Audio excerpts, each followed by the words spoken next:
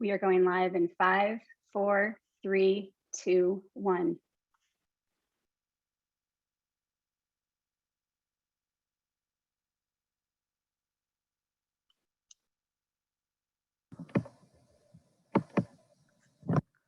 Hello, and welcome to the League of Women Voters of Naperville Candidate Forum for Naperville District 203 School Board.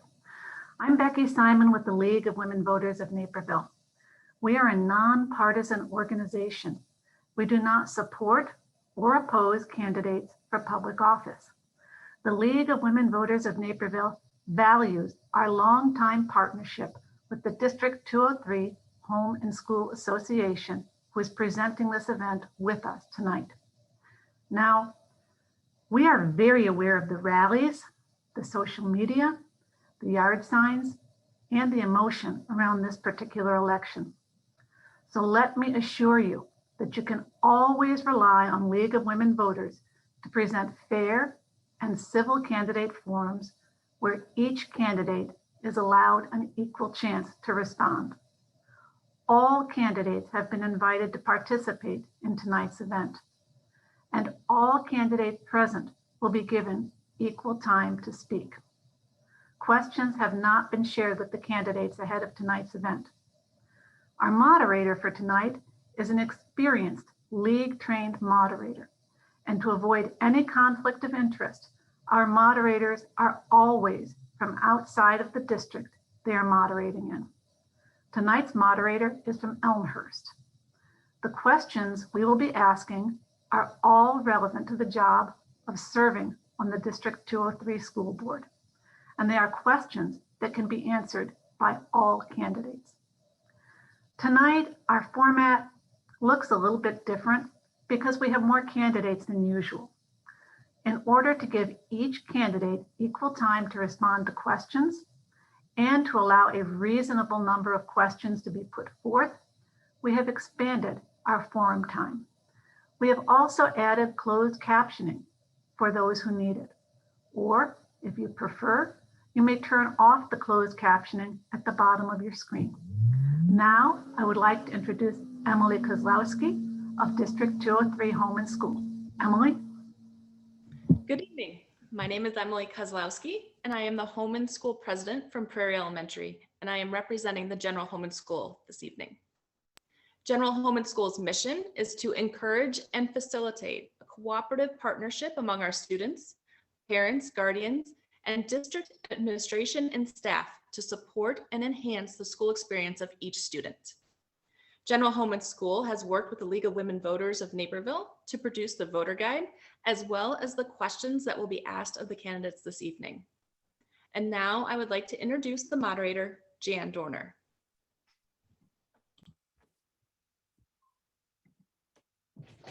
Again, welcome to the candidate forum presented by the League of Women Voters of Naperville and the Naperville Community Unit School District 203 General Home and School Association. Candidates, will you please turn on your videos?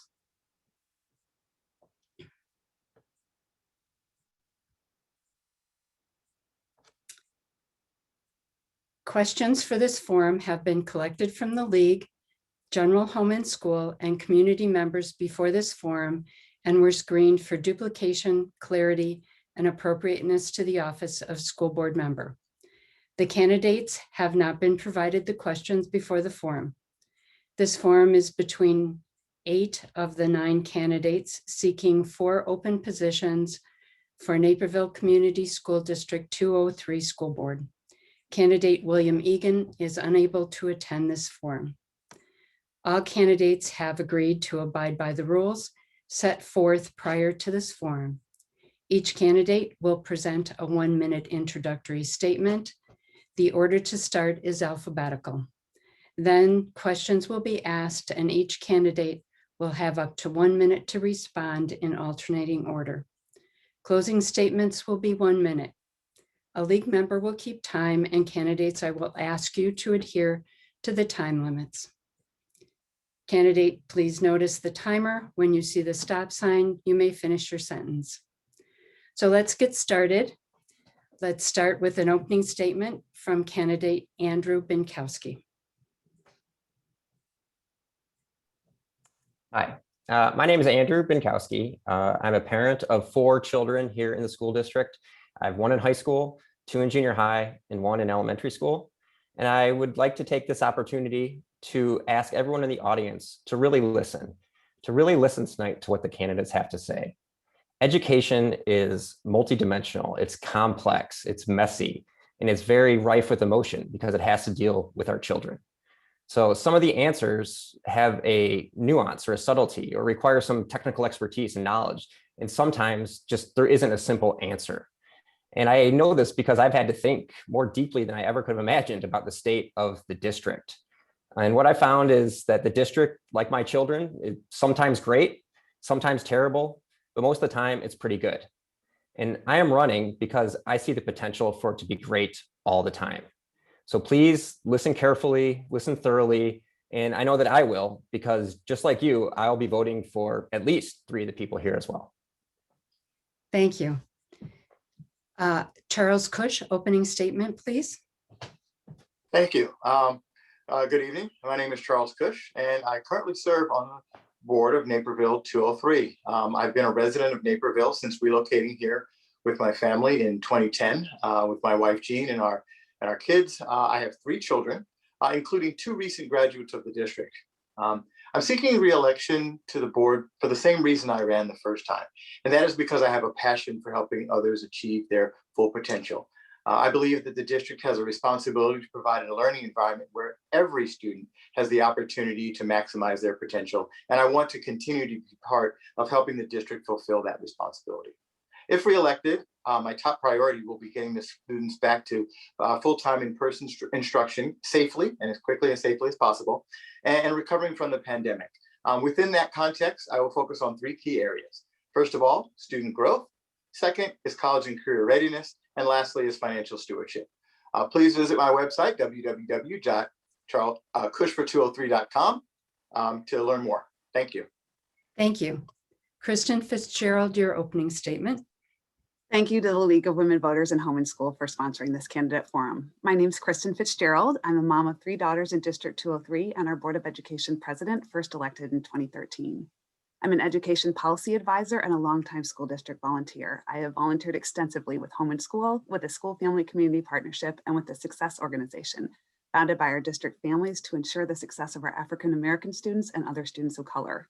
I believe the education of our students is the most important job we have as a community. And over the past 8 years, I have dedicated myself to advocating for the success of every student, and we've made great strides. Our work to close achievement gaps, to establish school communities that are inclusive and equitable, to strengthen social and emotional learning, and to increase the students in early childhood and summer school has resulted in the highest number of exemplary schools in the state of Illinois.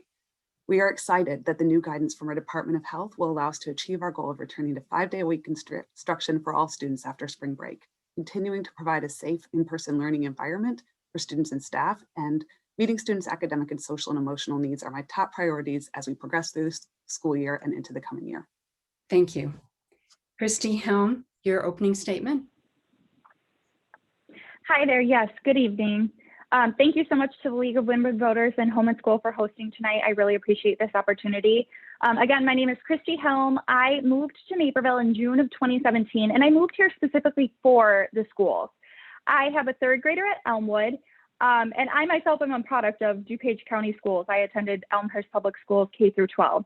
I have my bachelor's degree in sociology, and during my time in college, I studied the inequalities in the education system, which is something that I am extremely passionate about. In my professional life, I've worked as an elementary school teacher, I've worked in educational sales, and most recently, I've worked as a manager of operations for an educational nonprofit organization. I worked with students directly to help them with college and career readiness, financial literacy, and entrepreneurship skills. My experience and passion, combined with my investment in the district as a current District 203 parent, will allow me to be a well-rounded member of the District 203 School Board. Thank you. Thank you. Amanda McMillan, your opening statement. Hello. It's so nice to be here. Thank you for having us. I'm a first-time candidate running for Naperville District 203 School Board, and I'm running for this position with 3 priorities in mind.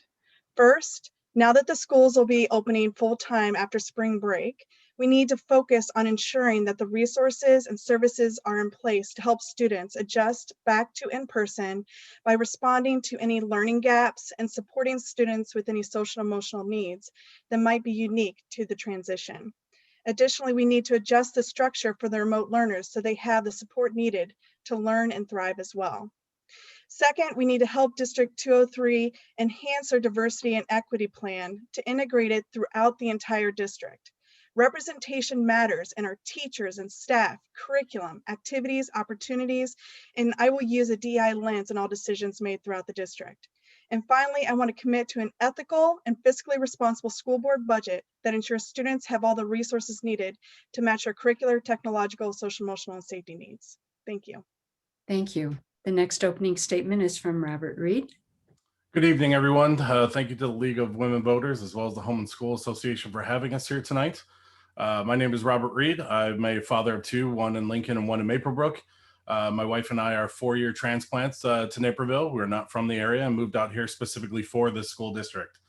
My wife is a counselor dealing mostly with PTSD as well as children's anxiety disorders, and her and I are a team in everything we do. I'm a graduate of Lewis University in Romeoville, Illinois. I have a master's degree from the University of Notre Dame, and I'm currently the Chief Operations Officer for the International Bank of Chicago. Prior to that, I was the BSA AML Officer, which is for anti-money laundering, where I work to deal with securing the financial institutions from being used for harm against other people. My top priorities are really centered around, now that the kids are going to be back in school, working towards the equity for all students so they can receive the best possible education in the manner that works best for them. Exploring the significant deficiencies in the infrastructure that were highlighted during this pandemic over the last years. And I thank you for your time. Thank you. Adam Russo, would you give us your opening statement, please? Sure. Thanks for having me tonight. My name's Adam Russo. I have three kids in the district, one in high school, one in junior high, one in elementary. I've been in Naperville for a little over 20 years now. I'm a clinical social worker by training, started a clinical practice here in Naperville back in 2004, and it's grown quite a bit. Over the past 10 years, I've been really active within the district on the Business Partnership Committee, College and Career Readiness, and then in the community as a board member at the Naperville Chamber of Commerce, serving 2 years as a board chair there. I've spoken a lot with kids, parents, faculty over the years about success and what's going to lead into success. Into adulthood. A lot of that for me is the SEL component, that there are soft skills that are important besides grades, and working with parents and faculty to really put a focus on these things. And I think that now watching as the pandemic ends, I think it's important to really kind of start making some tough decisions about how we kind of move the district forward and not just stay focused on grades, colleges, and GPAs like we typically do. Thank you. Thank you. Donna Wanke, your opening statement. Thank you so much to the League of Women Voters and Home and School. My name is Donna Wanke, and I have a passion for education and serving our community. I'm currently serving in my 8th year on the District 203 School Board while being Vice President for the last 4 years. I've earned a Master's in Educational Administration and a Bachelor's in Mathematics and Athletic Training. I've been serving students in Naperville for 29 years. I began as a math teacher at Naperville North in 1992 and taught for 8 years. When I had my third son, I transitioned out of the classroom and turned my focus to being a community contributor by volunteering with students across all age levels. There are many initiatives I've supported over my years on the board: digital learning, all-day kindergarten, closing achievement gaps, social emotional learning, equity, and so much more. I'm committed to maintaining the level of excellence that we've come to expect from District 203 while being fiscally responsible and saving taxpayers $32.7 million over my time on the board. I've been honored to serve our community in this role and hope to utilize my experience to earn your vote and continue to serve. Thank you. Thank you. Our first question, we will start with Charles Cush. What factors and metrics should the district use in transitioning to full-time in-person instruction? Would you follow guidelines published by governmental agencies such as the CDC and the DuPage County Health Department?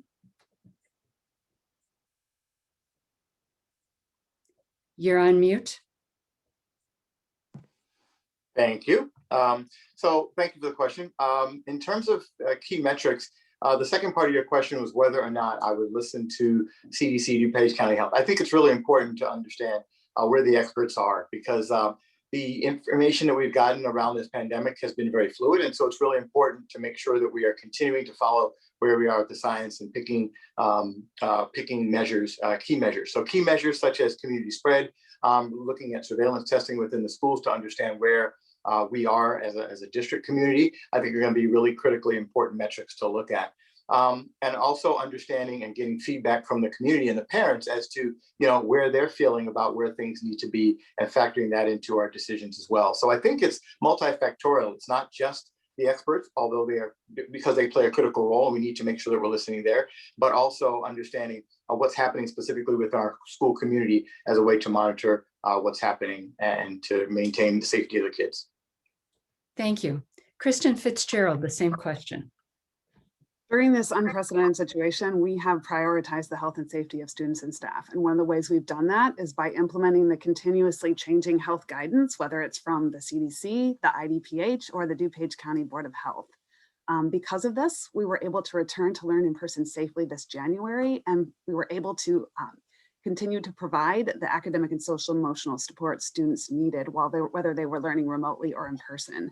We have advocated, however, within this process tirelessly for a roadmap to help us be able to achieve full-time in-person learning. So that's been an important part of our responsibility here. And we were heartened to see that this advocacy was successful with the new guidance issued this week, which allowed us to achieve our goal of in-person learning. So we'll continue to look at those guidances and follow them so that we can ensure that our students and our staff are safe in schools and that we're able to continue providing full-time in-person learning. And as always, that we continue to support our students' academic and social emotional needs during this whole time period. Thank you. Christy Helm, same question. Hi there, yes. So to answer your question, first of all, I would like to make it very clear that yes, I am fully in support of following any guidance from the CDC, the DuPage County Health Department, et cetera. I believe that it's very important to listen to our experts and those that are more trained in the field. That being said, with the new announcement that was released today that students will be returning to school, I'm very excited that many of our kids will be able to be back in school. I trust District 203 will be following the ISB and again, health department guidelines very closely. I know me personally as a mom, I've seen the excitement in my daughter's eyes being back in the classroom. I think that our teachers have done an incredible job making sure that our kids are remaining safe. And I believe that the district has watched out for the safety of our students as well.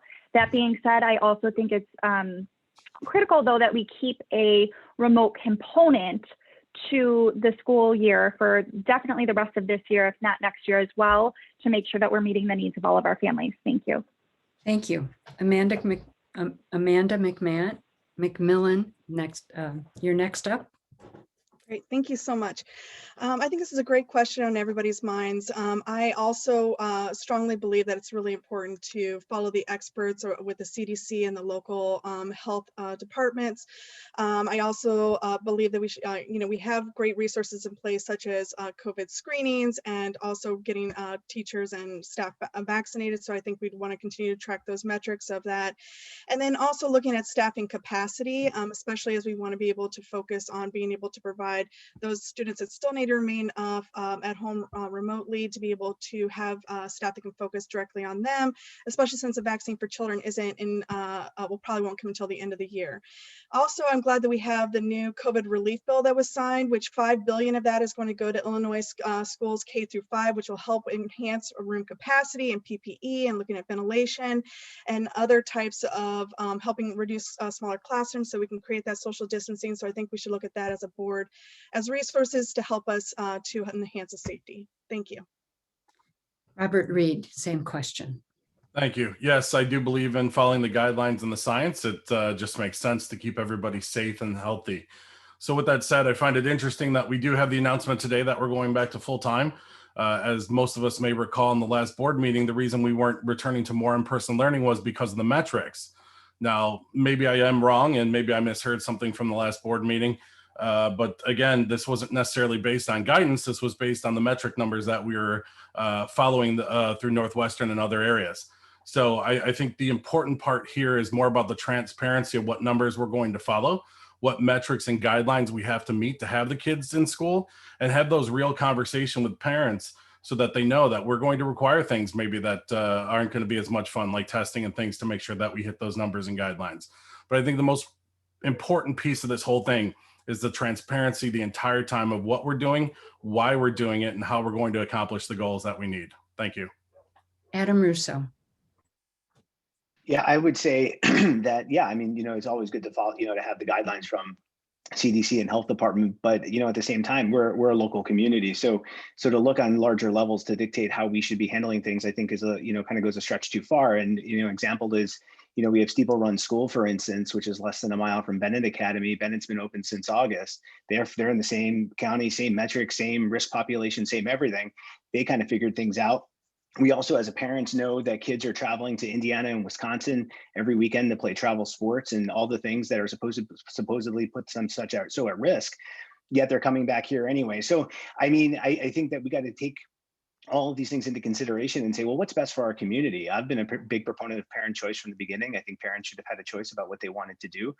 These parents did not have that opportunity. And I think when they look around and see other private schools and other public schools doing it, I think it makes them question it. So yeah, I think we have to make our own decisions and show leadership for our community in that respect. Donna Wanke. Thank you. Yes, I absolutely would follow as I have, the metrics provided by our experts. But as my colleague have said, when we are following those, that doesn't mean that we're not advocating with those experts to make sure they understand all of the mitigations that we have in place.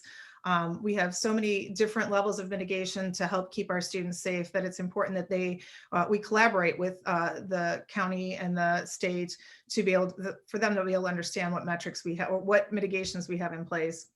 We also have to understand, I've been in buildings this week and watching and seeing what the staff is doing is above and beyond what the metrics and what the county and the state have asked us to do, which is just amazing and heartwarming to see how much they've done. So I'm impressed by listening to our staff as well.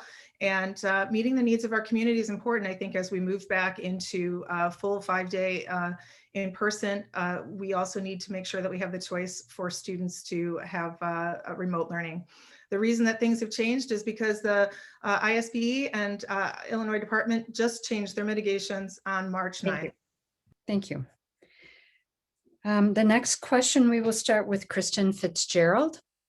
What elements of or lessons learned from remote learning should be incorporated into the ongoing run of Naperville 203? Under what condition? You did not finish with candidate Binkowski. Oh, you're absolutely right. I'm sorry. I apologize. Andrew Binkowski. Sure. I marked you off. I'm sorry. How did I do? You did well. Oh, good. So I agree. I would follow the guidelines that are put out, for a safe return to school and following the mitigations that are suggested by these agencies.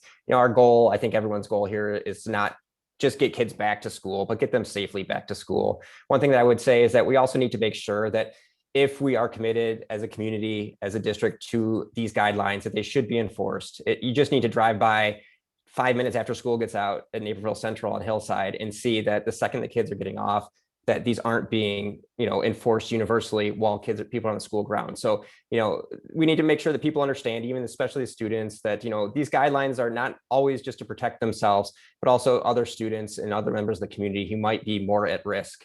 I think a really important part of this too, that everyone would appreciate is after the fact, we should have a big retrospective, a community-driven retrospective to understand what was happening at all the different stages of return to learn, what agencies were being consulted, what data was being actually consulted, and what were the forces that made changes along the way. I think this would go a long way towards rebuilding trust with the community and helping us understand. Thank you.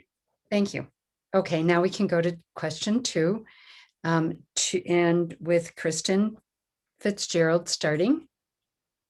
What elements of or lessons learned from remote learning should be incorporated into the ongoing running of Naperville 203? Under what conditions do you support remote learning as a continued option for district families? Thank you. That's a wonderful question. So I think we've learned a lot from remote learning, and we plan to continue that for all of our students currently. And as our state dictates in terms of the coming year as to what our metrics look like in terms of needing to provide a safe option for students who have needs, whether that be health or someone in their family with health. I think as well, we've learned a lot from remote learning.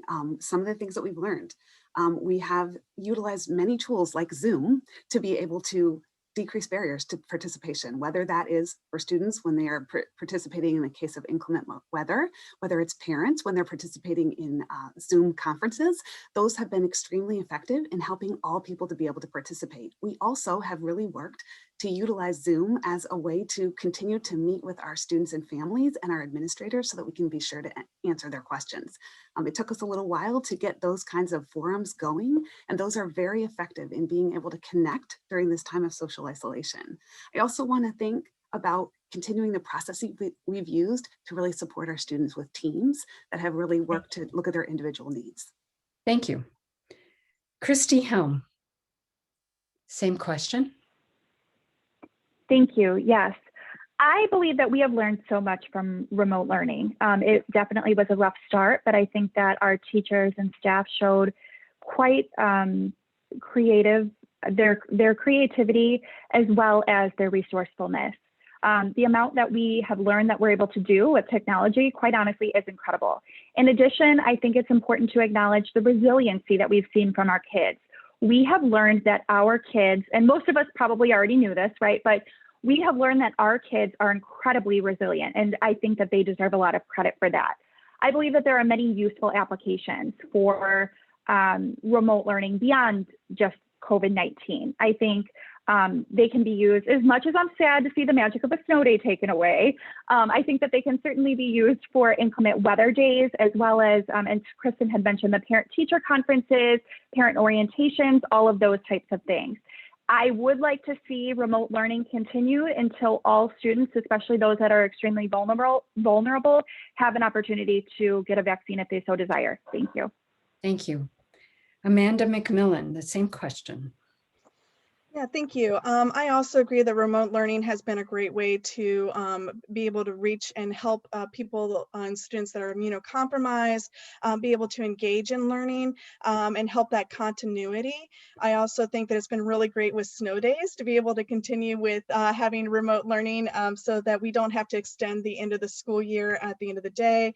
I think it's been really unique. I work from home and I help my kids. I have 3 kids of my own, and then tapping into different new resources has been really interesting in helping me as a parent stay engaged more in my child's learning, to be able to monitor and see what they're learning and helping them kind of build a relationship that way. I also think it's really been great for engaging families. I love to see this continue, especially for being able to do parent-teacher conferences, town hall meetings, and other home and school meetings. As a parent that works in Chicago, it's been a great way for me to stay engaged without having to travel and take time off work to be able to stay connected with the school. So I really appreciate that. Thank you. Robert Reed. Thank you. I think there are several lessons learned from this experience. I think that on both sides of the coin, right? We've identified deficiencies in our processes. We've identified deficiencies in our buildings, but I also think that we've come along some positive avenues along these lines. I think that kids have found other ways besides playing in sports to engage each other and be a part of the community. And I think those issues should be explored during the off time to figure out extracurriculars that might address those needs of those students who now aren't so focused on sports as they were. I think that we need to survey the parents, because as much as we think we learned, they've learned a lot too. And I think hearing from them and understanding what their thought process is on these things would help us even more so. I think that, the snow day thing is depressing for some kids, yes. But I also think that it creates efficiencies in the school and helps us get along through the school year quicker. I think that is a way for us to be fiscally responsible without giving away the store. So I think there are a lot of great lessons learned. I think we need to engage the parents to figure out more of those, and thank you. Thank you. Adam Russo. I'd say that on the good side, I think it's been proven to be a good Band-Aid, for short-term things, or you have kids who might have serious medical illness who can't go to school, things like that. Also, parent-teacher conferences, with kids in 3 schools, it made it a heck of a lot easier to do those in an efficient way. But quite honestly, I'll just say I think remote learning totally stinks. I mean, I don't know about many parents, but I mean, I have my kids don't have enough work during the school day. They're saving homework to fill time for the next morning. You have, we were spending so much time pre-pandemic trying to get kids off of screens. Now they're on screens all the time. The older kids, not only are they on screens, there's more cheating, there's more time on social media, which again is a contributor to mental health issues, which I know in our practice, what we're seeing, the same data that's been mirrored across the country, about 20% increase in kids needing mental health care that are younger, and then 30% from 12 to 17. To me, it's not worth it. It's a good Band-Aid. It worked for what we needed it to do. I think we got to keep it there, and let's get back to what we were doing. Thank you. Donna Wanke. Thanks. As a former educator, there's nothing that replaces our students being, together in class with our teachers. But I am so excited to look at this as the glass half full and have an optimistic opportunity to dream about what we can do with this moving forward. The technology that we have in place in our classrooms now to stream and have students who are maybe home, not feeling well, but want to be able to still, be incorporated in their classroom. The technology to be able to bring students across barriers, from, maybe even from across being able to meet with other students across, country barriers would be wonderful. Resources as guest speakers that we maybe couldn't have accessed, we can access now. Blended learning is something that we were working on in our schools as it was, but now just the opportunities for that option for students opens up even bigger. And yes, of course, I would support a remote learning continuing for students until we are to a point where everyone is safe. Thank you. Thank you. Andrew Binkowski. You're on mute. I'll say I'm a teacher and I hate Zoom and I love snow days. So I think remote learning, what's come out from this is that we've proven that remote learning can work in a K-12 setting. So I think that we really need to take that a step further and build a world-class remote learning experience. We've proven that this can be a safe environment for kids to learn, whether it's for health reasons, whether it's for social emotional learning or other issues. I also like during this pandemic that we have put a high level of concern for our learners that need it most. We brought the most vulnerable, the kids who needed the most support back to school earlier. We gave them the chance, the support, the attention that they needed. So I would like to keep that focus on everyone. Another thing is teachers have been extremely creative. We should keep to encourage this during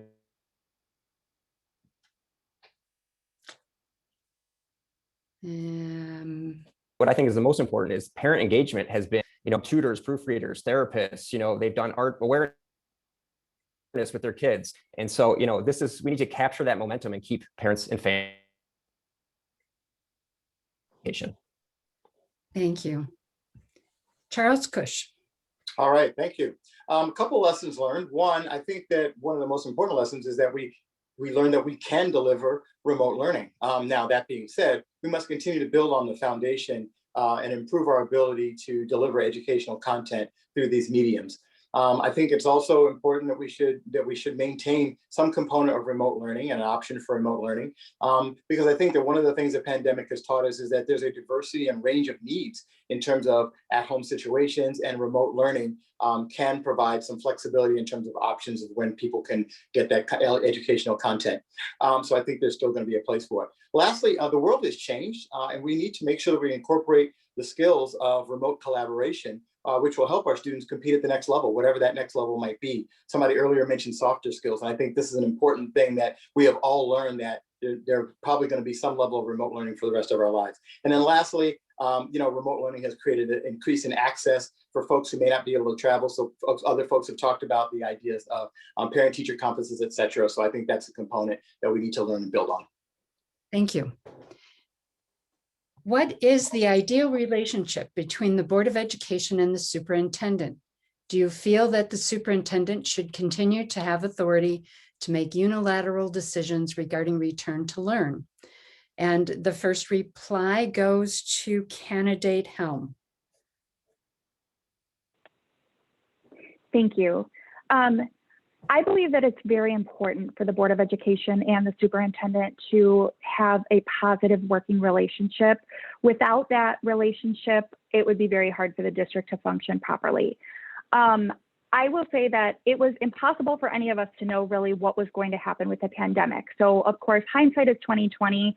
What would I have done in this situation? I don't quite know. But at this point, I would like to say that I think it's important for the board to take back their voice, essentially. I think myself, as a taxpayer, I voted in the last election. And I believe that it's important to have board members that represent the voices of the constituents. So while I understand that it absolutely wasn't the intention at the time, I believe that it is really important for the taxpayers to have a voice, and our way to get our voice back is to take the power essentially back from the superintendent and back to the board. Thank you. Thank you. Candidate McMillan? Thank you. The NISB rules say that the job of the board is to hire the superintendent. Is the role of the superintendent to manage the operations of the school district, and for the board then to supervise and hold the superintendent accountable. And I believe that those structures are in place for a reason, and I think that that is something that I would have voted for back then and would continue to do now, but working to continue to have maybe stronger levels of accountability and more direct plans and transparency for parents and community on how to move forward and get things done, instead of just saying this is a plan and sharing more about a little about the process. So thank you. Thank you. Candidate Reed? Thank you. I think this is a great question because this is partially what drove me to run. I think as an elected official, you have the obligation of those that voted for you to have a voice for them. I think that being transparent and being accountable and responsible for that elected position is important. I think that my job, after all, in representing them is to make sure that their voices they're being heard. And I'm challenging the superintendent in a constructive way to get the best results for our children. Because at the end of the day, this is what we're talking about. We can talk about all the other things that we want to, but at the end of the day, the board should be there to engage the superintendent as the chief of operations to make sure that things are being executed the best way possible for all our students. I would use my background in strategy and organizational efficiency to work towards achieving those goals with the superintendent and challenge in a manner that brings out the best outcome for all of us. Thank you. Candidate Russo? Yeah, I'd say, when all this started, obviously, the board superintendent, I don't think anybody really knew what to do, and so I think, I understand kind of the decision to give the superintendent more authority. I get that it was under kind of the reason was expediency. Things were changing too quickly. There was a concern about, are we going to be able to adjust on the fly as fast? I totally, even at the time, agree with it. I could follow, but there's a point in which I think, like what was said, I mean, we have to own it. And as a board, I think it's important to own it. And I also think that part of the reason why this question is really even coming up is just the lack of communication for the past, really year or so. I mean, it really wasn't until 3 weeks ago that now we get weekly, videos from the superintendent talking about what the plan is. If that had been going on over the past year, I'm not totally sure this question would even be pertinent right now. So I think that a big part of it is, what is the board's relationship to the community? Is it being transparent? Is it being active? And is it laying out the plans and then hearing from the community and being responsive to their feedback? Candidate Wanke? Thank you. The role of the board is governance and hiring the superintendent and setting the goals and expectations and evaluating him for those. The role of the superintendent is management and daily operations. The resolution that we approved in no way changed that. It just reaffirmed it. In fact, the resolution says that the district superintendent shall have the authority to further develop, revise, and implement the plan. That is exactly that daily operations that he normally has that. The collaboration with the board is he's not making unilateral decisions. So it has been in constant collaboration with the school board. And we've even had a higher level of collaboration than normal, because never on my 8 years on the board have we had a same report for a year every 2 weeks to be able to collaborate on. And so that return to learn plan that we've collaborated on over the last year has been more collaboration than any other decision that we've made. Thank you. Candidate Binkowski? Okay, so I'd say that this is actually a confusing question. There is just based partially on the definitions as put forth in the powers and duties of the school board. It clearly states that the board's powers are to direct the superintendent in his or her charge of the administration. I understand, why this was done or why that they're during the affirmation of the powers of, but it still is confusing. And I think that it just comes down basically to the bottom line is that people who are in this district, families in this district, didn't understand who was making the decisions. I believe that that clarity and transparency would have made this all very much easier to understand. I think that the board should work collaboratively with superintendents, that they both need to understand their duties and roles. I think they need to be forthcoming and make sure that the public understands those things as well, because this is, we need to make sure that people feel that they have a voice and understand what that voice actually translates to in terms of action. Thank you. Candidate Kush. All right, thank you. So the role of the board is governance, setting the overall strategy, goals, and then hiring a superintendent. The role of the superintendent is to implement that in management on a day-to-day basis. And then the board holds the superintendent accountable. The question about the resolution comes up, and I actually had printed out a copy and I carry one with me everywhere. And I would encourage folks to go on to the district website and actually read the resolution, because there's been a lot of confusion out there around what it does. But reading this, and you can kind of go through it. One of my colleagues read from a piece of it earlier, but it clearly states in item 5, and in consultation with the Board of Education, it specifies that this is not an absolute blank check, as some people have described it, for the superintendent. And the board always maintained its authority and will continue to do so. So I think that creates a very clear distinction in what it is. So I would encourage people to go to the website and check it out. And Candidate Fitzgerald. So I think that the role of the board and the superintendent is one that works together to collaborate to set the mission, vision, and goals for the school district. When we have worked together to set those goals, then the superintendent implements those goals and we hold him accountable for those goals. So I'll give you an example. When I first got on the board, we had a lot of great goals for school improvement, but we didn't have metrics and we didn't have timelines. That is one of the areas where a board makes a difference in holding a superintendent accountable. We work together to establish those metrics and timelines, and we hold our superintendent accountable, and we've made progress for students because of it. There is no unchecked authority for the superintendent.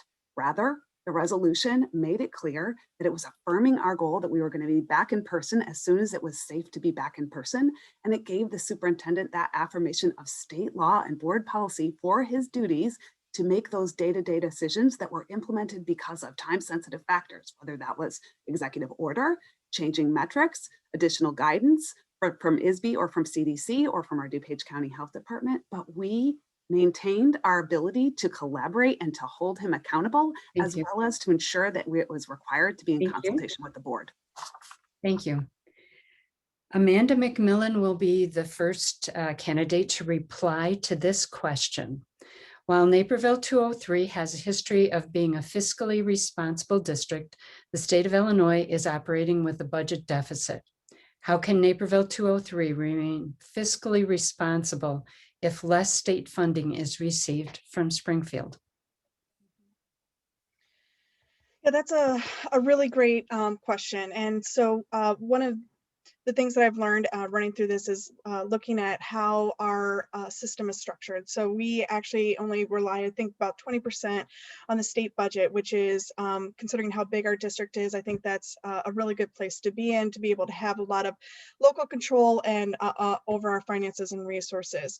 The other thing, though, that I had mentioned earlier is that we have to look at other resources. So, for example, taking advantage of like the COVID relief bill and the resources that are being provided directly to local districts and counties and for schools that are going directly to our state, that we can help use to enhance other types of resources that we may need to enhance our infrastructure or other types of things that we need, so that we don't rely on our personal taxpayers, so that when we do need that, we'll be able to have those resources available. So those are some of my thoughts. Thank you. Robert Reed. Thank you. Yeah, it's an interesting question to come up tonight. We have a home and school fundraising event going on right now for the Maple Brook School. So Obviously, we are going to continue to raise funds for the teachers as we need to. I think fiscal responsibility is an interesting question because I don't think everybody looks at that the same way. Fiscal responsibility does not necessarily mean saving the taxpayers $32 million if the entire infrastructure around us continues to crumble. We are not prepared for the future. That is what has been proven during this pandemic. And now what my fear is that instead of being fiscal responsible as we should have to plan for the future growth of this district and the community, we've now refunded money as a way to help kind of push that along. It doesn't help if we still have to come back then later for a referendum. As I ran the pool in the neighborhood, there was years of not taking care of the infrastructure, which caused us to spend a significant amount of money recently. And that's something that, the pool wasn't necessarily prepared for. I don't want to see the school district get into the same place. So we need to be fiscally responsible by making sure that we spend every dollar wisely. Thank you. Adam Russo. Yeah, it's an interesting question because it seems like, there's always been this looming question about, with the state budgets and cuts and is there going to be money? But yet, as was just brought up, now we're refunding $10 million to taxpayers, which, my thought is, well, if we're so worried about money, why are we refunding money? So I kind of have that just question, how much of a crisis is there really? Or is it just something that just is assumed but never actually materializes? And I have a lot of questions about that.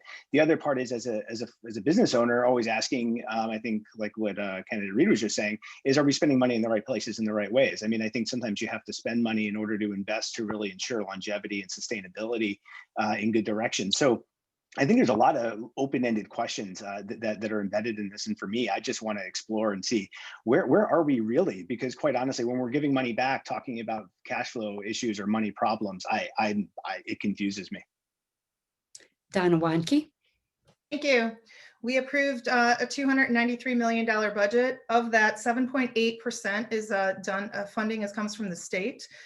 Yes, the state has some serious issues, but as we look at what the state is doing with their budget, they have worked really hard to be able to fund education, not at a full level, but at a level that meets the 7.8% that we have. We are definitely prepared for the future. We have reserves. We have room to be able to address the needs of students after COVID.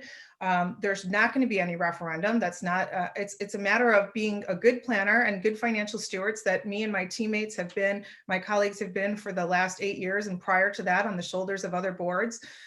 So we have a 5-year capital plan, improvement plan that we work on so that we're constantly making sure that our buildings and everything are up to speed. And it's just good planning and finding balance and valuing the taxpayer at the same time. Andrew Binkowski. According to the 2020 Illinois report card for District 203, that 92% of the revenue comes from local and federal funding sources. So that means the state of Illinois only contributes 8% to our budget. And the district, as Donna just said, it has been a good steward of our community tax dollars. And I sounds like there's a plan to continue. And I hope that would continue. Again, with the additional potential for funds coming from federally for COVID relief, we should be able to weather that. So last year, that means that basically equates to about $23 million that the District 203 got from the state of Illinois. And, they gave us $23 million. We're concerned about that. But yes, we did give back $10 million surplus to the taxpayers. It seems that, if this was an issue that maybe we could have held on to that surplus at the worst case scenario for a future problems, or maybe spent that in a way which would actually benefit our children. I think that with their futures at stake, that many families would have probably preferred that money went towards their education, towards the school district and the education of our children, as opposed to just getting it back. Thank you. Sure. Charles Kush. Yeah, fortunately, unlike many districts in the state, we don't rely as heavily on state funding. The two previous folks to me outline that. We don't rely on the state funding for our core programming, and we can maintain a high-performing district even if the current level of state funding were to even go away. That said, it's important for us to continue to be good stewards of the resources. You don't get to a point where you're able to refund money to the community or whatever without being a good steward. I mean, as a board member, I voted for several measures to reduce the tax burden. And the only way we're going to be able to do that is to making sure that we are continuing to improve as a district, making sure we have the dollars set aside for infrastructure improvements. My colleague mentioned that we have an annual infrastructure plan. It's about $6 million a year that we reinvest back into the infrastructure. So, it's really about having that balance so that we don't really have to worry about where the state is. That funding has not proven to be reliable. We don't know if it's going to go away, if it's going to stay, but either way, we're in great financial shape to be able to continue to move things forward. Kristen Fitzgerald. Responsible budgeting has one of our goals on the Board of Education, and we have saved taxpayers over $32 million in the last 5 years, but it's a dual purpose goal. It is ensuring that we are providing outstanding services for our students, but doing so with the taxpayer burden in mind. It's right that we don't have a huge amount of state funding. However, state funding issues could impact us by talking about a property tax freeze, or by looking at our state funding, or by looking at a pension cost shift, but we are prepared for that. We have a surplus that is able to keep us going for a long period of time, even in the case of those kinds of things. We have also looked at our surplus to look at long-term capital needs, to look at COVID expenses, to look at additional programming. So we have that surplus there. We've also prepared by lowering our expenditures wherever we can, by partnering with our community to support our students and utilizing those community resources, by applying for state grants to use state resources when we expand services, and by keeping our tax burden low, we maintain the trust of our community that we are only going to increase their taxes when we need it to serve our students. Christy Helm. Yes, thank you. First of all, I would like to say that I applaud the fiscal responsibility of the current board and past boards. I think that you've done a great job at setting up future board members for success. That being said, as most of us know, majority of our funding for our schools come from property taxes. So as others have said, the state decrease in funding, living in the state of Illinois, it's not super surprising. And so I think that that's something that the board has done a great job at planning for. I think that there are ways that we may have to cut back. But that being said, I think that we might need to cut back. But the biggest thing to me is not to compromise the quality of education for our kids. As a previous nonprofit professional, I recognize, and I've worked with schools and different community organizations and help foster those partnerships to provide low to no cost programming for schools. So there are ways that we can reduce our budget by still offering students in District 203 the same high quality education. Thank you. Candidate Reed will be the first response for the following question. What is the best way to address differences of opinion on the Board of Education or between the Board of Education and the administration? How would you support a Board of Education decision you did not vote in favor of? Sure, this is done in business all the time, right? One voice. We need to act as one voice. We need to sing from one sheet of music to provide a unified front for the better of the school. That's why you have a board. That's why you have diverse thoughts on it. That's why you have multiple people. It's so that you can bring in all those experiences and come to the best resolution. I don't have to be right. I just want to be part of the discussion. I want to be able to effectively challenge people and ensure that we're thinking of all the differences that need to be brought in for all the different decisions that are being made. Whether we're talking about continuing at-home learning for those that are immune compromised, or whether we're talking about the building of new facilities based on students with special needs. The conversation and the communication is the key to all this. And then it's deciding as a board, as a unified front, what we're going to go for. And that's then presenting it to the parents and providing them with the actual reasons why, not just the slide with a couple of bullet points that says this is what we're going to do, with the actual logic by which we decided to make these decisions. Thank you. Thank you. Candidate Russo. Yeah, I'd say, as in running a business for, 15 plus years with over, 120 employees, I mean, this is something that comes up all the time. I mean, leadership has to be on the same page with what you're doing. One of the things, though, that's been incredibly important over the years is that leadership also has to understand what their purpose is before the conflicts arise. So the way I see it, the school board's purpose is to educate kids. That's the goal. That's the purpose. when differences of opinion come up, the conflict has to be centered around what the purpose of existence is. So if we're having a conflict and people are trying to make decisions to get to a consequence that's other than the purpose of existence, which is to educate kids, then there should be open conflict, and it should happen at a board meeting. Conflict, debate, whatever word you want to use. But I think there really has to be some hearty discussion about it, and we have to name, are we focused on what we say we're focused on? And as long as that's the focus, I'm fine going along with whatever the final decisions are, but we've got to stay true to the purpose of existence, which needs to be educating kids. And any deviation from that, I do think needs to be challenged by other board members. Candidate Wanke. Thank you. So many minds together are what make up better decisions. And I value the difference of thought and difference of opinion of my colleagues. And I think the most important thing is, as we talk and we listen to each other's difference of opinion, you have to be open to being introspective to see if it's really if the issue is you, if you're the only one who's not agreeing with the rest of the board. Maybe it's not. Maybe it is something that you feel very strongly about. And I think then that's where you have your opportunity to discuss and collaborate in open session, and then ultimately to vote how you feel is the best way to be able to move forward. But after that vote, we agree we have a set of board agreements where we vote where we agree together that we move together as one voice. So after that vote, I let go of my difference of opinion and support that of my colleagues who were in the majority of the decision. Thank you. Candidate Binkowski. You're on mute. Can you repeat the question, please? Sure. Thank you. What is the best way to address differences of opinion on the Board of Education or between the Board of Education and the administration? How would you support a Board of Education decision you did not vote in favor of? Sure. Okay. Well, I think one of the great things about the board is that hopefully it is comprised of people that all have different voices in the community, that they have different skill set, that they have different backgrounds, they have different interests. And so all of these things make for a rich fabric of people who, will be representative of the community to, in the interest of the education of our children.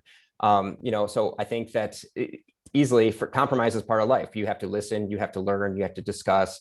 I think that myself, I always like to, learn as much about a subject, debate, this is great, find information, research it, and then use that to make objective decision making. It is possible for people to disagree, but still collaborate. It's still possible for us to have a difference of opinion and, hear everybody out and then come to a decision. I would have, I would be able to comfortably support or to voice my opinion, but then support whatever the direction the board all voted in,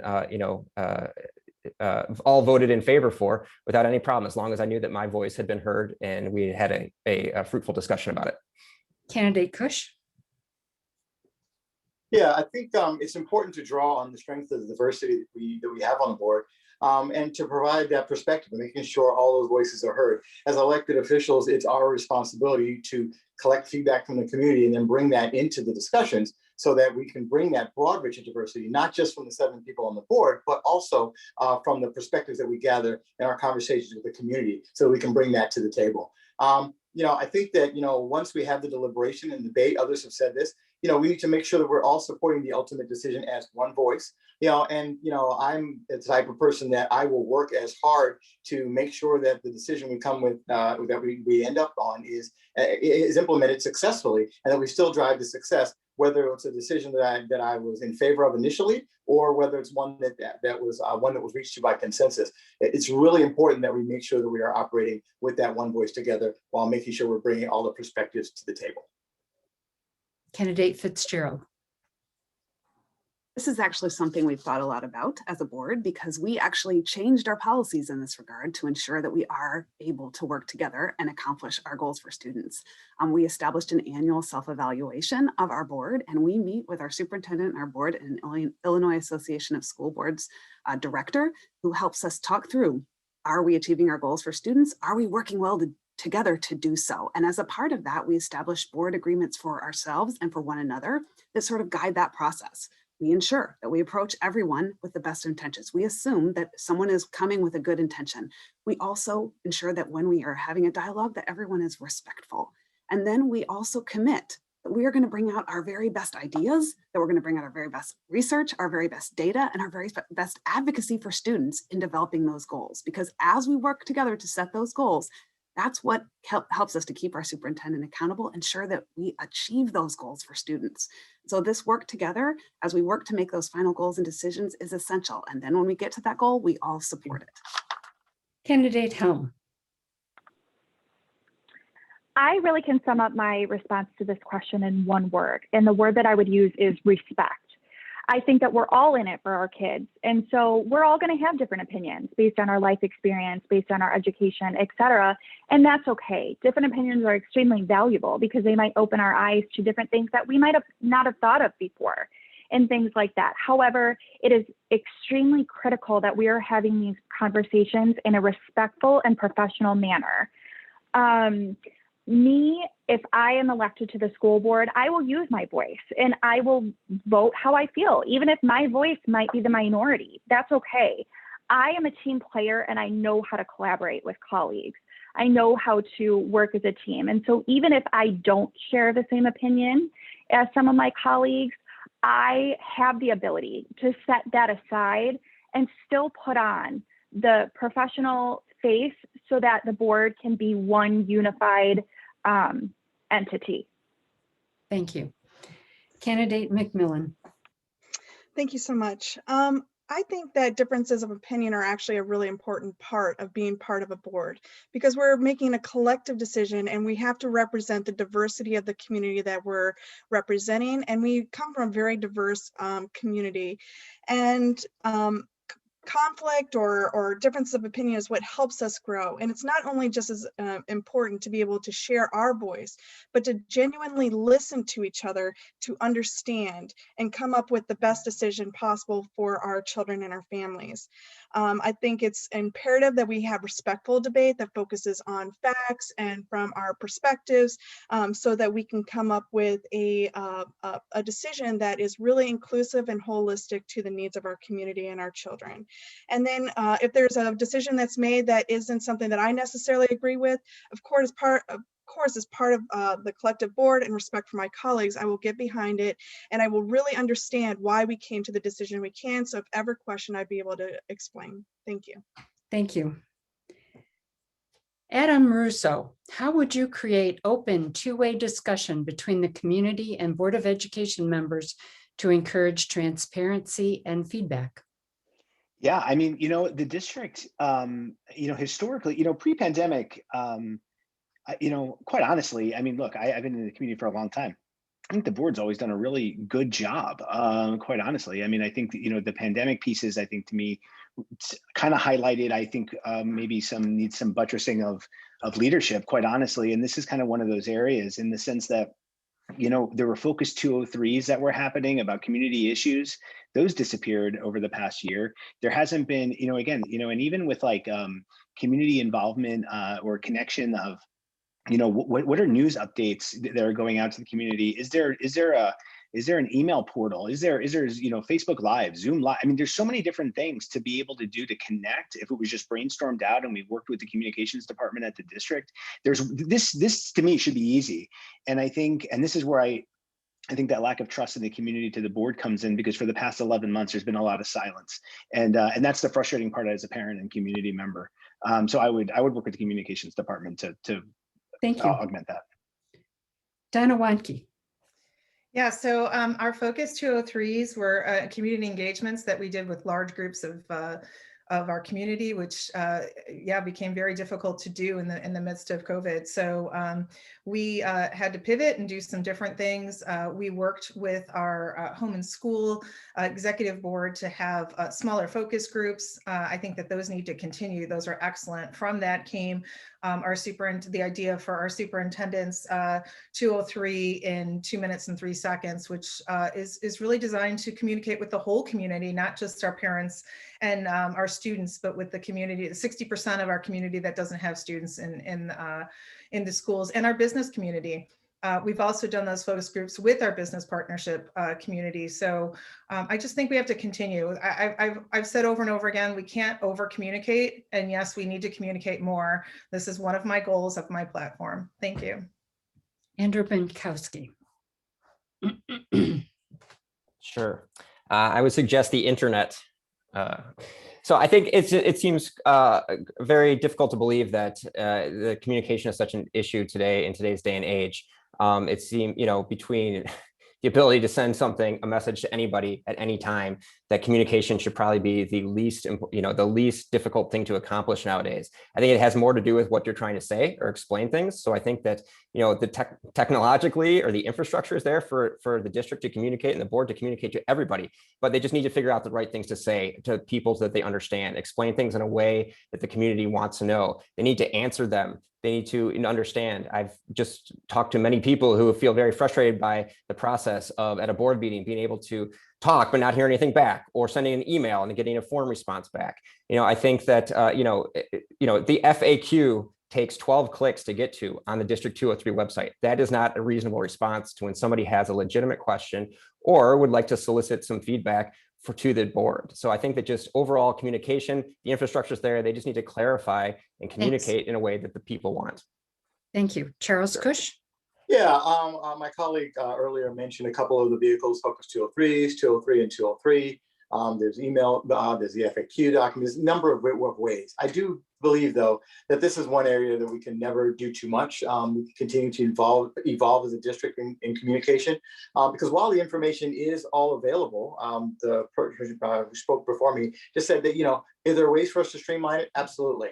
So I think that this is an area we can never do too much, and we can always increase our frequency and develop additional mechanisms to make sure that everyone in the community has the ability to access the information in a way that matches how they prefer to receive important information. I think we need to just continue to look at other vehicles.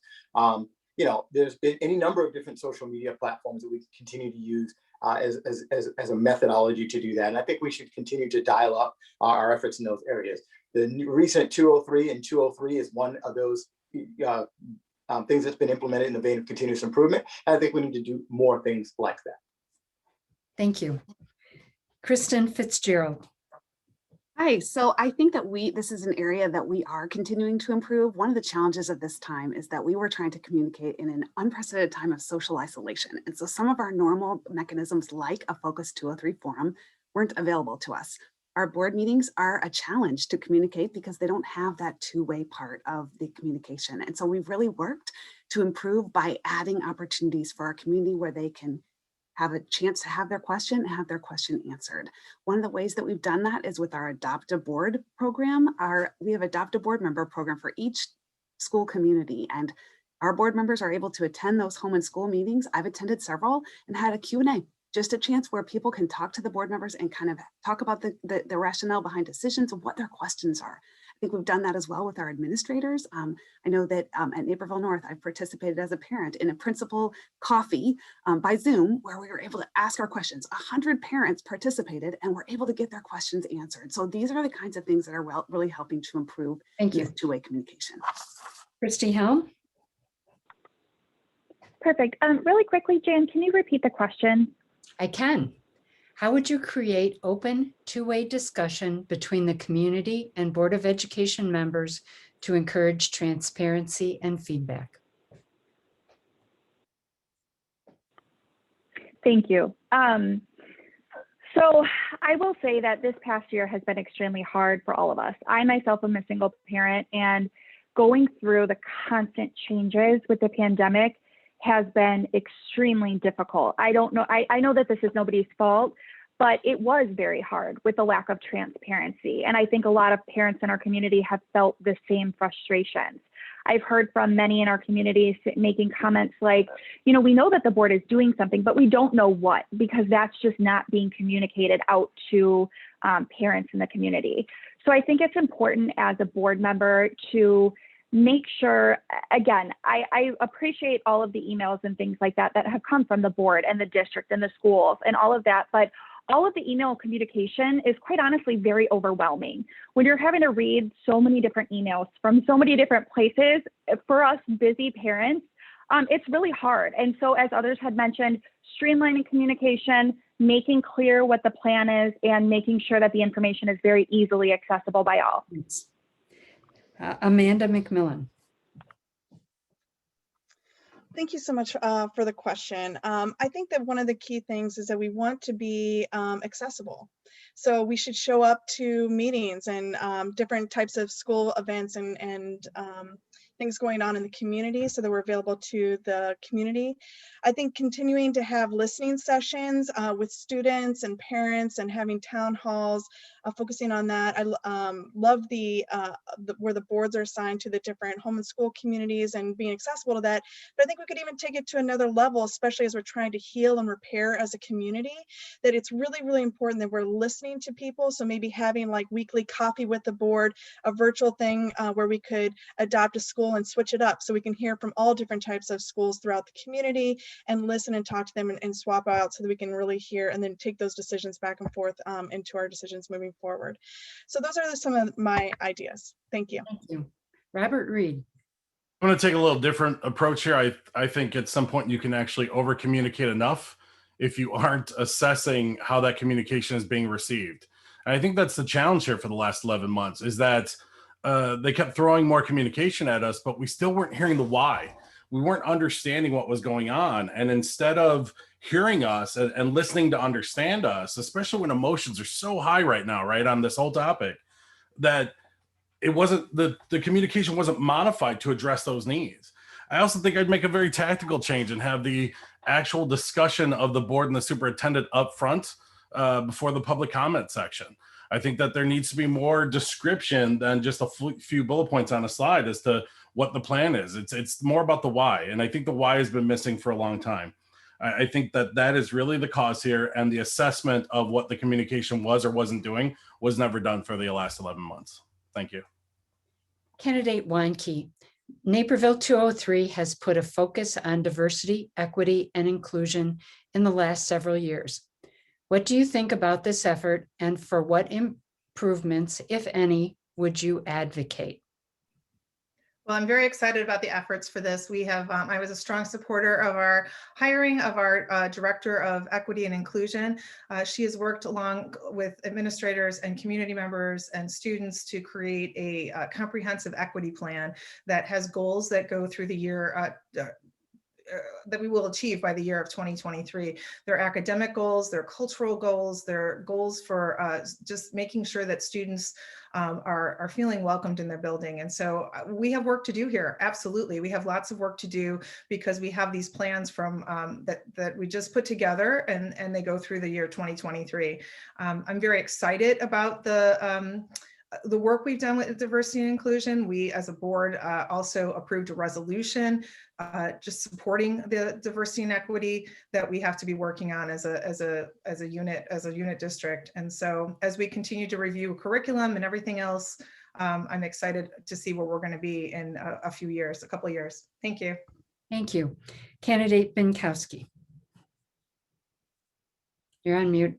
I'm good. Jeez. District 203 has made a lot of commendable advancements in recognizing, the range of different ideas and people.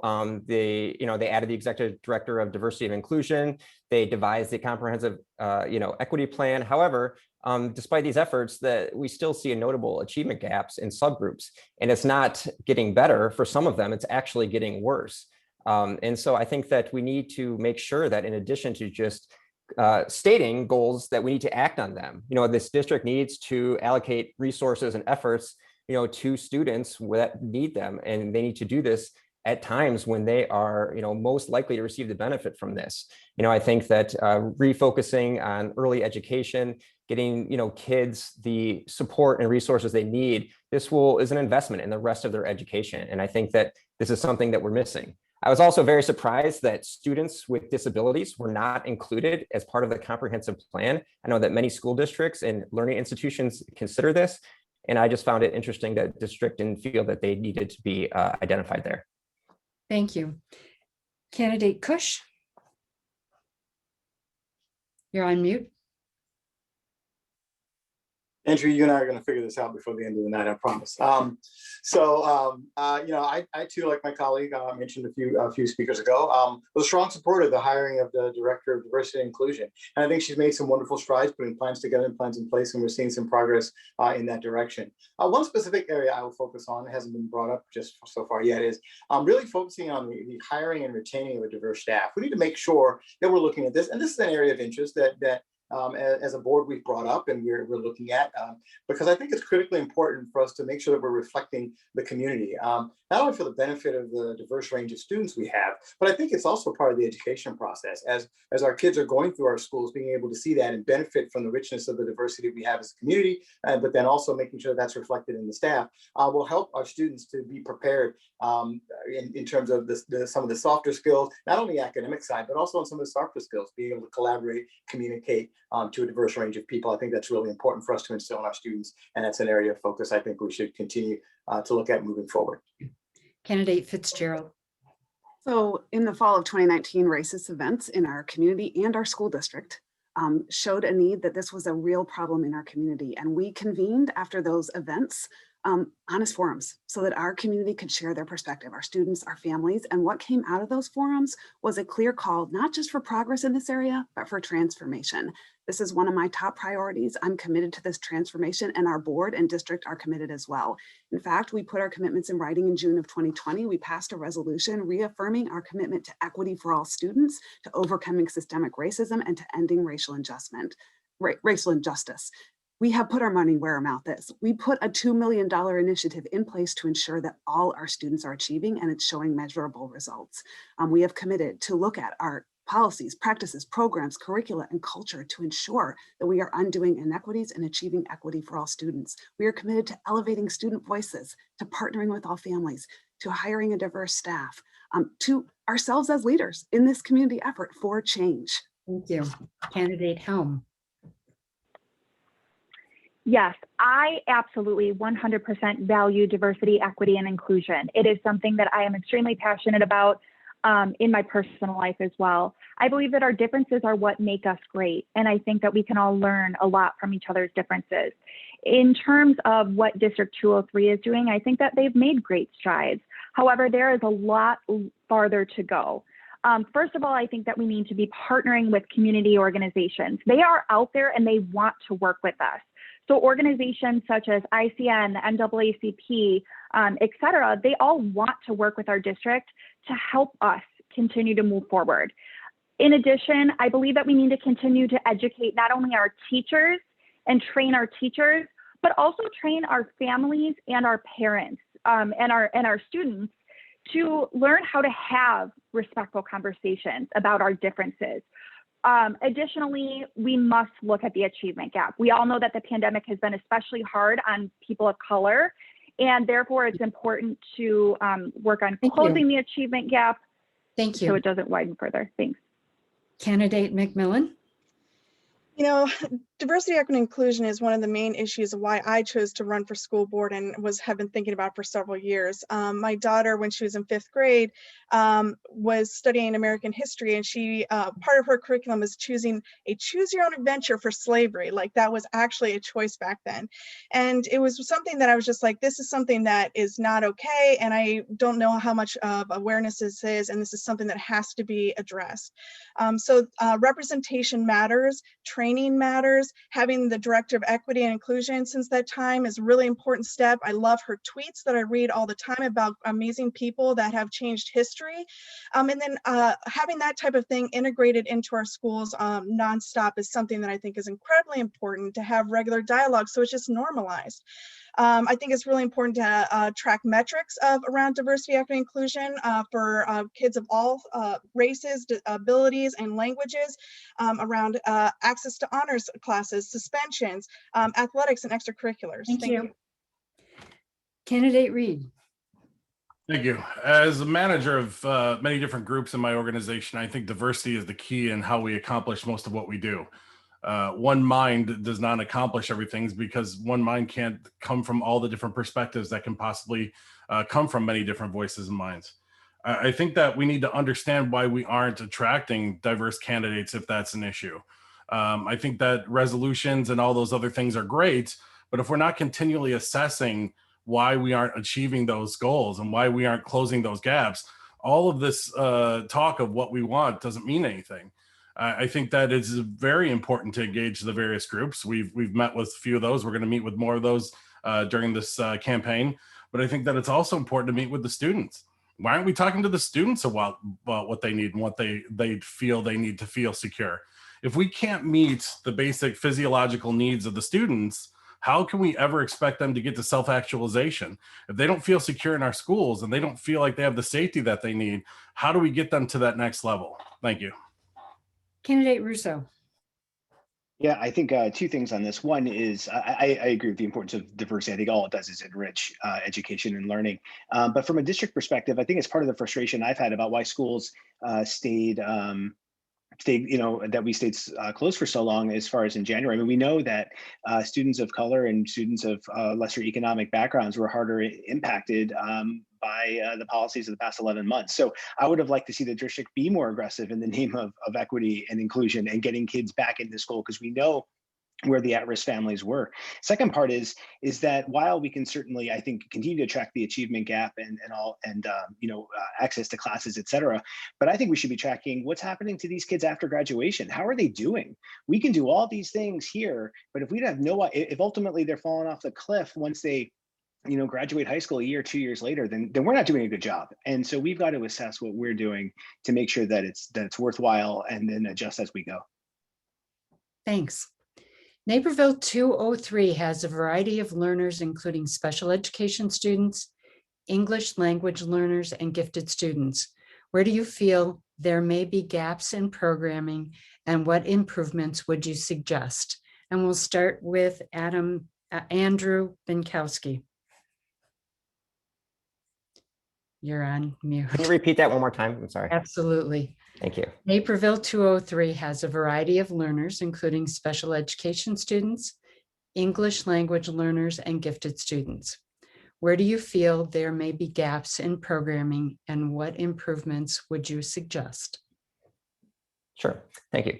I think, it has been proven and studied that early interventions in K through 2 or even pre-K, because we have it here in this district, have shown to have the most benefit for children. So we need to make sure that we are identifying children who need more support in those early grades to get them on the right path. We also need to make sure, especially during this time where there's remote learning, that we take extra special care to look at situations where children might have been overlooked because they weren't in school settings that might have helped to identify some problems in areas like that. I think an investment in those early ages interventions, we can add teachers, we can add aides, we can add learning behavior specialists, all of these things, one-on-one support, all of these things will just help really, provide the best, the best return on our investment in their education. I think at the higher levels for enrichment programs, I think that, enrichment programs, we should take a look at some of the stuff that's happening there and see what we can move back to the classroom to give everybody the most exciting, engaging educational experiences, no matter which classroom they're sitting in it. Charles Cush. All right, thank you for the question. So one of my areas is of focus in my platform is student growth. And that's making sure that we're meeting the needs of all students and giving each their chance to reach their maximum potential. And that's a range of students. So I do think that it's important to focus on things like early childhood education and continue to expand our programming there, but really looking at all the students, from those who are the highest achievers to those where we're seeing some achievement gaps and everything in between, and making sure that we're continuing to work with the community to recognize the range of needs that are out there and continuing to develop programs. I think as a district, we've done a nice job of evaluating different things. We need to continue to do more. As one of my colleagues mentioned on a different question, we've set aside money to close achievement gaps and put investment in place there. But we need to continue to make sure that we're continuing to invest in those gaps. And I think the critical thing here is for us to make sure that we're not only assessing needs, especially given the impact of the pandemic, but so we can assess what's going on, where those gaps are, where the deficiencies have emerged as a result of the pandemic, and then we can put plans in place to address them. Kristen Fitzgerald. When I ran for the Board of Education in 2013, this was one of my top goals, making progress in closing the achievement gap so that all students in our schools were successful. Because though we have always had outstanding results, those results have not been equitable. We have large gaps in achievement for students of color, for students with special needs, and for students who are economically disadvantaged. And as we began to have more rigorous assessments, those gaps were revealed and it showed the need for decisive action. And that is when our board and our district committed $2 million annually so that we can accelerate the growth of all students and ensure that all students were able to achieve. I'll give you an example of some of the results of that. At Mill Street Elementary, where my kids went to school, African-American students went from 16% meeting and exceeding in English language arts to 60 in 3 years. That's the kind of results that we are achieving by putting our resources towards this goal. I think that that can't be overstated. We're leading the way in terms of our whole entire community and in terms of other schools looking at that Achievement Gaps initiative. This is what has helped us to be able to attain the highest number of exemplary schools, is the growth of all students, and other things like the expansion of early childhood and summer school have Thank assisted you. us as well. Christy Helm. I believe that it's really important for the board in particular to look at the needs of all of our students. We must recognize that we have some students that are really struggling and others that are really excelling. And so myself, as a former educator, I really focused on differentiation, and it can be hard to do. But as a district, we need to differentiate the needs between our high achievers and our low achievers. I believe that one way that we can certainly do this is by providing outside resources. I think that the things that we're doing in school are really good, and I think maybe they can be improved. But the biggest thing for me is providing our students with the resources that they need to be successful outside of school. So things like tutoring programs, making sure that summer school is accessible, et cetera, so that all of our students can access the additional help or maybe the additional challenges that they need. We must remember that although we are in Naperville, it's one of the richest cities in the United States, not all of our families can afford these services. So it is the responsibility of the district and board to make sure that their services are accessible to all. Amanda McMillan. Thank you. I think this is an amazing question. Thinking about what is needed, I think I agree with a lot of what my colleagues here have been saying in regards to the importance of having early intervention. Those are some of the most critical ages for helping to be able to identify where there might be developmental delays, and then being able to provide those interventions to help kids catch up faster. There's real strong evidence around that.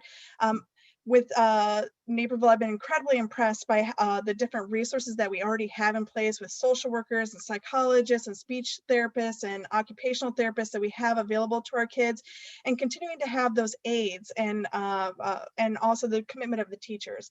One of the areas I think there's some gaps is not only about being able to help the gifted students, but also those that are in between the middle and the gifted. What are we doing to them to help them accelerate and feel challenged and engaged in the learning?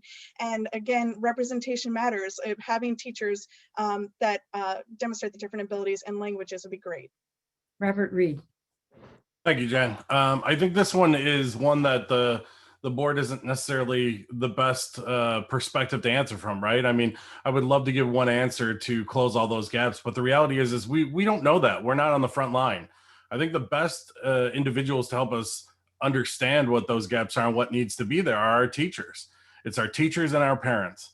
And I think the best way that the board can help close those gaps is by talking to the teachers and parents to see what it is. You can have several kids in the same program that are a part of the same instance, and they are going to have very different experiences that we need to understand to help them close their gaps. One may struggle with X while the other struggles with Y. There's not going to be a one-fit-all answer for this. So this is, again, where we really need to continually assess and talk to our teachers and see what the kids are doing. This is an important question now, but this is going to be an important question for years to come as we come out of this pandemic and understand the true effects of what has occurred here, not just from an education standpoint, but from a social emotional standpoint. Thank you. Adam Russo. Thanks. Yeah, you know, and I second what was said earlier about earlier intervention and then the number of dollars that have been contributed towards some of these programs to see growth. I also think that as District 203 grows, there's also a significant population of medically complex kids on the autism spectrum that require lots of different needs. And so I actually look at it more as, especially as our communities, demographics and needs change. I think it's actually a really good opportunity as a board, from a board perspective, to look at other districts around the country that have similar populations, similar needs, and how are they dealing with it? Because I think typically we want to, kind of look towards money and staff, which I think, is, I think it makes sense. I mean, obviously that there's needs to do that, but at the same time, I think the dollars and staff need to be invested in the right ways. And I'd be curious how other places around the country maybe manage some of these same issues, but with more limited funds. So maybe we can get a little bit more creative and actually get better outcomes in the process. Donna Wanke. Thank you. I'm not going to repeat what my colleagues said, but I agree with them. I will start with your ELL, because that really hasn't been addressed as much. We have a dual language program that we are super thrilled with. That is something above and beyond what other districts are offering their students in ELL. The rest of your question in regard to students with IEPs and honor students is near and dear to my heart, because I myself have a student with an IEP, one that was in PI and one that was in PI plus. And I think that what we do with our students with IEPs, the individual plans that we have, is something that I've advocated for, and we now look at for each student in our district, not just our students with IEPs. And by looking at that for each student, we're looking at growth for every student in the district by looking at data. We have data. We have tons of data on our students and where they're at and how they're growing and performing. And it's super important for us to continue to look at that. We have a multi-tiered system of support that we put in place to support all of our students' learning and growth. And that's a new program, something newer that we've been working on, that all of our teachers are engaged in to support all of our students. Charles Cush, how would you define the role of a member of the Board of Education? How would I define the role of a member of the board? Okay, so the board's involved in governance. The member of a role of the Board of Education, we're elected officials. We're elected to represent the community. So it's responsible that we do everything we can to maintain a sense of the pulse of the community, talking to different constituents, understanding what's going on in the community, where people are, and bringing that perspective to those discussions that we have in the board around the table. I think our strength is in our diversity. We have a diverse community. It's continuing to get more and more diverse by the moment. We've talked about that. We've talked about the need to make sure that we're reaching out to all those voices. We talked earlier about communication and the importance to do that. I think the board plays a good role in that, because we have the opportunity to get a pulse of the community, to have open dialogue and discussion. Every board member is accessible through, whether that's email, text, phones, or numbers are published. And so people can get a hold of us and provide that perspective. And then there are many times when questions you'll hear at the board meeting are actually questions we got from the community that we wanted to make sure to get asked in a public forum, so that we can make sure that the needs and the questions of the community are reflected. That happens all the time. So that's how I see the role of a board member, is to reflect the community's perspective. Thank you. Kristen Fitzgerald. So we are elected officials who are charged with the governance of our school district. And as I talked about, we work with our superintendent to set that mission, vision, and goals so that we can hold our superintendent accountable to achieve those goals for students. We also are the communicators. So we work with our community to ensure that we're able to listen to them, that we're able to represent their views, that we're able to hear their perspective. We're also advocates. That's become a huge job as a part of the Board of Education. We are advocating for what we believe is best for students. We are working on ensuring that that programming will best serve them, that the goals that we're setting and that the metrics that we're going to hold ourselves accountable to, whether it's on equity, whether it's on student achievement, that we are going to make sure that those metrics are going to help us achieve those goals. I think as well, a larger portion of our job these days is working to advocate within our regulatory environment, within our state legislative environment, to ensure that we're able to represent the needs of our students to our state, to our federal legislators, to our regulators, to ensure that we are always keeping the well-being of our students at the forefront of everything that we're doing. Christy Helm. I believe that the number one role of a board member is to be a strong advocate for our children. We're all here for our kids. We're all here because we care about the education of our kids. So that always needs to remain a priority for everyone. Number two, I believe that it's important to be a voice for the families and other community members. As an elected official, people are putting their trust in you to be a voice, to make sure that you're looking out for not only the students, but also the needs of their families as well. That may include things like, looking out for the budget and where is the money going, being fiscally responsible, making sure, again, that we're offering programs that meet the needs of all of the students and families in our communities. I believe that as a board member, it's important to have a positive relationship, as I had previously mentioned, with the superintendent and the school district as well, to ensure a seamless relationship. Thank you. Amanda McMillan? Thank you. I also believe that the board is an elected official which represents the community. The community chooses the members of the board to help represent their priorities. And of course, the number one thing is to focus on the needs of the children, to ensure that they have all the resources and things that they can thrive and feel safe. I also believe that it's part of the board's job to hold a level of accountability, to hire a superintendent that helps ensure the vision and is accountable to the communities and the families, and to help our schools continue to thrive and be leaders, not only in our community, but in the nation.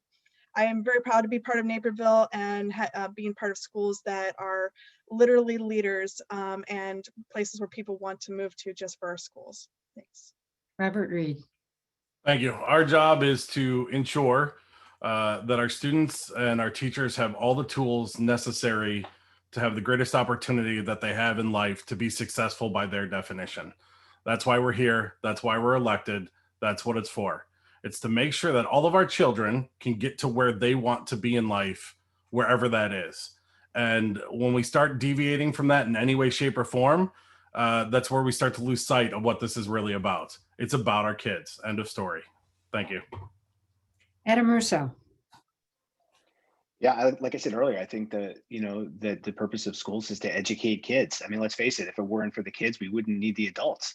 So we've got to really stay focused on the fact that that is why we're here. It has to be a relentless focus. And I believe that the second we compromise on that, we're not doing our job. Quite honestly, it's why, over the summer, I spoke at a number of Let Us Play rallies against the IHSA to let kids get involved in activities. There's more than half of the kids, high school kids in the state, are involved in IHSA activities that go beyond sports.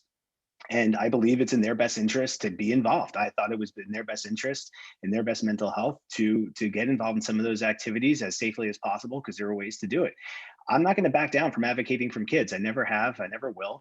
It's been my career for about 20 years. I think it's our job as adults to push for that. And I think the second we compromise, the second there's a lot of other noise in the room, I think as a board member, we've got to tune that out and keep the focus on the kids. Donna Wanke. Thank you. We're elected liaison between the community and the district, and constantly looking at doing what is best for our students. Our 16,000 students are what we have to take into consideration every single day. We set the goals for the superintendent and the district and oversee those through governance. We also advocate, as my colleague said, but not just with like local health departments like we did, but we advocate with our local legislators or our state legislators. Over a third of the bills that are coming through the state have a direct impact on education in our district. And we need to be aware of what those are and be able to advocate. That's something that I've done all the time over the course of the 8 years that I've been in office, is advocating with our local legislators. The list of responsibilities for a school board member goes on, and it includes things like the budget and the calendar and curriculum and any kind of things that we have to approve that are over $50,000 bids. And I could talk for 5 more minutes about what we have to do as a school board member, but most importantly, we have to put our kids first and advocate for them. Thank you. Andrew Binkowski. I think that the role of the board member is really to be a voice of the community. And it's not just, a one-way communication talking at them, but to listen and to answer, or at least try to answer, or try to find out why you don't have an answer, and just listen to what the issues that the community has, and to then turn around and be able to advocate those in a way that is, that effective, advocate for them in a way in which we can try to promote change. Also, I think that part of a member of the board is to bring their own expertise to that, to the district and everything they can do to make, the district excellent. In my case, I'm a teacher, I'm a scientist, I'm a parent, and I hope that those things all together give me a unique voice and some level of expertise that would allow me to effectively and objectively advocate for the educational interests of our children. What do you see as the greatest area of necessary improvements for Naperville 203, non-pandemic related? What are your ideas for making progress in this area? And we'll start with Kristen Fitzgerald. So I think we've covered a little bit of this challenge, and it's continuing our work with achievement gaps. That was one of our top priorities before the pandemic began.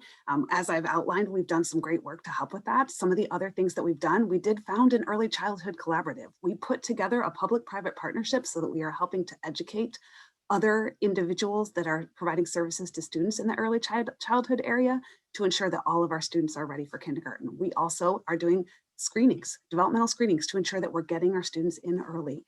We also significantly expanded our early childhood. Another area that we've addressed as a part of our Achievement Gaps work, in addition to our Achievement Gaps initiative, is summer school. We have decreased the barriers to summer school. We have partnered with the Park District so that we have wraparound childcare. We have included transportation. We have done enormous things so we can ensure that our students are not having that summer slide, where students who have more enrichment opportunities due to their economic status grow in the summer and others decline. And so those are some of our comprehensive areas that we've looked at achievement gaps. I think as well, our work on equity is essential so that we ensure that every student meets our District 203 mission. Christy Helm. So I believe that, as I previously mentioned, I believe that the number one focus of District 203 needs to be diversity, equity, and inclusion, and specifically providing resources to all of our families. I think that me personally, I am a low-income single mom. And so I have seen the struggles, and I'm very well connected with the community of other single parents as well as low-income parents in our community. And I've heard their struggles as well, as far as accessing services. The services might be there, however, they are not being widely offered, and they're not being communicated in a way that's accessible to all. I think it's really important to look at the services and see like who is using these services, how can we spread the word, et cetera. Not just for low income parents, but for all of our families in District 203. We all want the best for our kids. And so making sure that all of our families have access to the best education for their kids is a top priority for me. And I also believe that that'll play an instrumental role in closing the achievement gap. Amanda McMillan. Thank you. I also believe that one of the biggest areas that we need to focus on is diversity, equity, inclusion. We've made, as I spoke earlier, we've made a lot of really great strides. But one of the things that I've really kind of brought to my awareness as I've been running for this position is really seeing that there's quite a differing views of how we go about this. And I think that as a school, and I've been really encouraged by seeing that different students and how they've stepped up and talked about how important and how encouraged they are by the different trainings that and around implicit bias and things like that the teachers have been receiving, and how encouraging that is to them because they need to be seen. We have a very diverse community with different races and genders and sexual orientations, and we need to make everyone feel safe and included. And that is part of the biggest ways that I think that we're going to really help close the achievement gap and help everyone really thrive, reduce mental health issues, and help bring a greater sense of community. Robert Reed. Thank you. Yeah, I think this is really about above and beyond the pandemic. It's really about providing that opportunity, right, for everybody to have that learning in the manner that they need to. I think that this is where those gaps continue to come out, and why they're not being met is that we keep trying to throw a new plan at things while not assessing what we're actually doing already.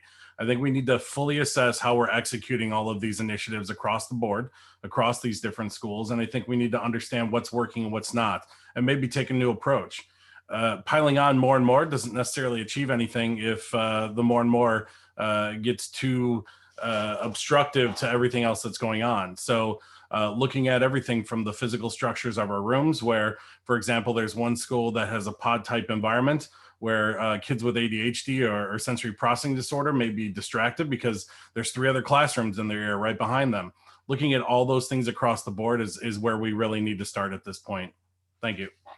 Adam Russo. One of the things I've spoken about over the years is the importance of really learning and developing soft skills that lead to success. Research shows that it's things beyond grades, SATs, college attended, that really do correlate more to adult success. And I think as a district, we have to start asking ourselves, are we a district that's helping kids look good on paper the day they graduate high school, or are we preparing them for life post high school? So things, developing skill sets like adaptability, decision-making, reliability, curiosity. I mean, these are traits that have been identified as that will help you be successful as an adult. Are we developing these traits successfully in kids? And more importantly, again, like I said earlier, are we tracking kids post-graduation to see how they're doing? We can have all these numbers and all these metrics while they're with us, but do they mean anything when they graduate? I don't think we have an answer to that, at least not one that I'm aware of. So I think we've got to evaluate exactly what are we doing and correlating to the objectives that we're saying that we're setting out for. Thank you. Donna Wanke. All right, so you're asking a mathematician, and the mathematician would tell you data. Data is for our students so that we can make the decisions that we need to make. Data that we collect on all of our students is a variety of ways. We've already talked about achievement gap, and we've already talked about equity. Those are all things that we need to be working towards when we understand the issues that we have. But one thing that we haven't really talked about is something that will be coming up at a board meeting on Monday night is a program that we're looking at to be able to assess the SEL, our social emotional learning, is something that is a goal that the board has had. It's been a little bit difficult to measure those soft skills and to measure that. And that's something that we're super excited about to see come to the board on Monday night. And yeah, I think it's just important to make educated decisions for the achievement gaps, for equity, and for SEL. But it all revolves around understanding what the needs are of our students and supporting them. Thanks. Andrew Binkowski. Can you repeat the question again? What do you see as the greatest area of necessary improvement for Naperville 203 non-pandemic related? What are your ideas for making progress in this area? Well, one thing that I've learned through this campaign, talking to a lot of people, is there seems to be some real issues with advocacy and action for special education students. We need to learn about some of these issues, talk to some of the people that have gotten in touch with me and find out what's going on. I think we also need to look at developing and updating our curriculum for the modern age. Doing everything online has really exposed some weaknesses in our digital citizenship with our students and our faculty. I think we need to look at that, teach them to be responsible, teach them things about their digital footprint, what that means, especially in relationship to some of the tools that they are being assigned in class. We need to understand that the students are learning and that the teachers should be responsible providing materials and curriculum that are suitable for their age and for the learning objectives. I also think we should add additional curriculums in computer science and financial literacy and really help prepare these kids for different types of careers, not just college, but even once they're out of school, if they choose a different career path, to allow them to be successful in no matter what they do. Thank you. Charles Cush. Yeah, so I'll touch on a few things. Early childhood education is one I think should be an area of increased focus. Diversity and inclusion is one that's been brought up before in this forum tonight. But for me, one of the areas of my platform is college and career readiness. I think we do pretty good on the college part, right? We do a nice job of preparing kids for continued academic pursuits. But I think it's important to really look at it from a career perspective. As someone who's worked for 3 Fortune 500 companies over the course of my career, I see those skills of leadership, communication. It's really critically important that we're making sure that we're equipping kids with those skills so that they can be successful at the next stage, whether that be to go to college or join the military or immediately entering the workforce or, going after an entrepreneurial pursuit. We need to make sure that we're providing a range of those types of skills and reinforcing the learning on that front, not just the academics, but some of the social emotional stuff, as well as some of those critical skills that are going to help them compete in the global economy. Thank you. So before we move into hour 3, let's go to closing statements. So candidate Christy Helm, why don't you start with your 1-minute closing statement? Yeah, so I just want to make it very clear, my 3 top priorities should I be elected to the Board of Education. Number 1, as I've touched on heavily during this forum, resources that are accessible for all. That is my true passion, and I think it's really important to look at. Number 2, continuing our mission for diversity and inclusion in District 203. District 203 should be a place that feels safe for all of our students, regardless of race, religion, gender, socioeconomic status, sexual orientation. I want to make sure that all of our students feel safe. And then finally, number 3, mental health services. It is absolutely imperative that we have mental health services that are easily accessible by all of our students. I am a single mom, and quite frankly, I have struggled to afford to live in District 203. While it is kind of embarrassing for me to admit, I think it's really important because I have a very unique perspective that I could provide to the board. While I can't provide my daughter with everything that she deserves, the one thing that I can give her that can never be taken away is the highest quality of education, and I promise to do that for all of our kids. Thank you. Candidate Amanda McMillan, your closing statement. Thank you. My wife and I moved to Naperville 5 years ago so that our 3 children could attend the amazing schools in District 203. I'm a licensed clinical social worker, and for the past 15 years, I have been in nonprofit management, which means that my job is to come up with solution-oriented tactics to community issues. Currently, I'm part of an organization that has led a statewide effort to support youth-serving organizations to continue to provide and respond to the changing guidelines for mandatory services in the safest way possible through the COVID-19 pandemic. Additionally, I'm facilitating a diversity, equity, and inclusion process for our organization to ensure all of our training, technical assistance, and advocacy work is meeting the needs of all stakeholders. I have experience working with boards and understand their role to providing oversight for the superintendent by asking the important, difficult questions. It's because of this personal connection and professional experience, I'm asking for your support and vote for the Naperville 203 School Board on or before April 6th. I'm number 3 on the ballot, so please vote for me. Thank you. Candidate Robert Reed, your closing statement. Thank you, Jen. I'd like to thank everybody who hung in there for 2 hours here to listen to us or to watch this later on Facebook. I want to tell you that this has been a humbling and amazing experience learning more about the board and the school district. But what I really want to focus on is working towards the equity for all students to receive the best possible school experience, whether at home or in school, that our children deserve. Our children deserve to succeed. End of story. I think it's important that when you go to vote come April 6th, that you know that I will hold myself responsible and accountable for the actions that I take under the school board, and that you can hold me accountable and responsible for those actions too. I think it's important that I continue to listen to you, not to answer, but to understand, so that I can adapt and advise going forward the board and the superintendent to help provide your voice to the group. So I appreciate your time tonight, and have a great weekend. Candidate Adam Russo, your closing statement, please. Yes, thanks for having us here tonight. Like I said earlier, I've been involved in the district and the community for about the past decade as a board member at the Naperville Chamber of Commerce, College and Career Readiness Committee at the district, business partnership as a volunteer mentor in the Incubator EDU program, which is a great program that the district put together. There's a lot of really good initiatives that District 203 has had.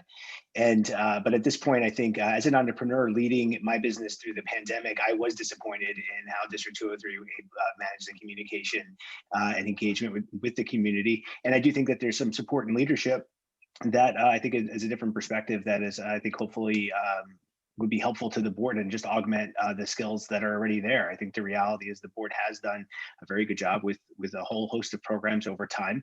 But unfortunately, I feel like this pandemic, I feel like it needs a slightly different leadership direction, and hopefully being added to the board to just be a different voice is something that the community will value, and it's someone who can, connect and communicate appropriately with them. Thank you. Thank you. Candidate Donna Wanke, your closing statement. Thank you. Thank you so much for the opportunity to speak tonight. Our district is known nationally as an exemplary school district. That doesn't happen by chance. Our SEL program, our social emotional learning program, is our staff is asked to speak across the country for that. That is because previous boards, administration, staff, and community all took a part in this. But make no mistake, the current board is also a huge contributor to our accomplishments. Our district currently has the highest number of exemplary schools in the state of Illinois for our unit district. So if you want to maintain that, it's important to retain and reelect our current board members, Kristen Fitzgerald, Charles Cush, and myself, Donna Wanke. If for more information about myself, you can look at my website. It's vote4wanke203.com. I hope to earn your vote for re-election to District 203 School Board. So vote for Wanke, number 2 on the ballot. And I'm super excited. We've got our kids coming in 5 days a week, or 5 days, I'm sorry. Yeah, 5 days a week, full in person. So I'm happy to have that. Thank you. Andrew Binkowski, your closing statement, please. Sure. Thanks. So I knew this election was going to be about the education of our children, but however, I feel during this campaign that it's been me really who's learned and received the education. Well, first off, I feel completely vindicated about keeping my children off social media. So if nothing else happens, at least they learned a valuable lesson that will stick with them for the rest of their life. I've also learned a tremendous amount about the district. I've learned a lot of the successes that they've had. I've also learned a lot of the failures, their inability to address some of those issues. I've learned a lot about the board's responsibilities and duties. I learned what the word governance means. The families in our districts have shared with me their own celebrations, their concerns, suggestions, some extremely passionately, and others, how are we best going to support our children? Now, something that I've learned as a teacher, as a scientist, and probably most importantly as a parent, is that you don't have to be an expert in everything to solve a problem. You need to do a couple things. You need to listen, you need to understand, you need to research, you need to learn, you need to try your best. If you succeed, that's great, but if you fail, you learn and start over. This is my approach in life. Thank you. This is my approach as a member of the board. Thank you. Candidate Charles Cush, your closing statement. All right, well, I'll start off with 2 words that can never be overstated, and that's thank you. Thank you to the League of Women Voters, to the Home and School for pulling together this forum. Thank you also to everyone who out there who either listened to this, to the entire duration of it, or who are going to watch it again later. So thank you for your interest in this. I think it's critically important that everybody understand all the issues so that they can make a good choice when they're going to vote. I'm seeking re-election on the board for the same reason I ran the first time. It's because I have a passion for helping others succeed. I believe the district has a responsibility to help provide a learning environment where every student has a chance to reach their maximum potential. And I want to continue to be part of helping the district fulfill that responsibility. I'm proud of the work that the board that I've been a part of has done with my colleagues, Donna Wanke and Kristen Fitzgerald, and the work that we've delivered in terms of growing students to help this district become not only the top community unit school district in the state, but in the top 1% of all school districts in the country. My 3 focus areas will be student growth, college and career readiness, and financial stewardship. Please visit www.cushfor203.com to learn more. Thank you. And finally, candidate Kristen Fitzgerald, your closing statement. I again want to also thank the League of Women Voters and the Home and School or Association for sponsoring this forum, and to all of you for attending. Serving our students and families as a part of the Board of Education has been a joy and a privilege, especially during this very challenging time for our whole community. I'm proud of the progress that we have achieved for our students. Our work to close achievement gaps, to overcome systemic racism, and to ensure inclusive school communities is leading the way for increased achievement for all students in District 203, and it's leading the way for other districts in our community. Though this has been an extremely challenging year for students, parents, educators, and our whole community, I am committed to ensuring safe 5-day-a-week in-person learning for our students and to supporting their academic and social and emotional needs resulting from the pandemic. It will take time to recover any lost growth, and I'm committed to ensuring that we meet this challenge. Our students need and deserve it. The successful work we've done as a district to ensure all students grow has established a strong foundation. We will meet this challenge. If re-elected, I promise my tireless advocacy for your students and for our work together as a community to recover from the pandemic and ensure that every student is successful in our school district. I hope Thank you. Support.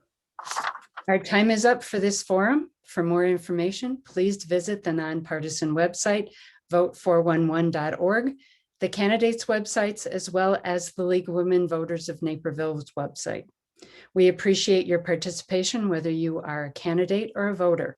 It's essential to preserve our freedom and our country. Please remember to vote, whether it's vote by mail, early voting, or on Election Day, April 6th. Thank you.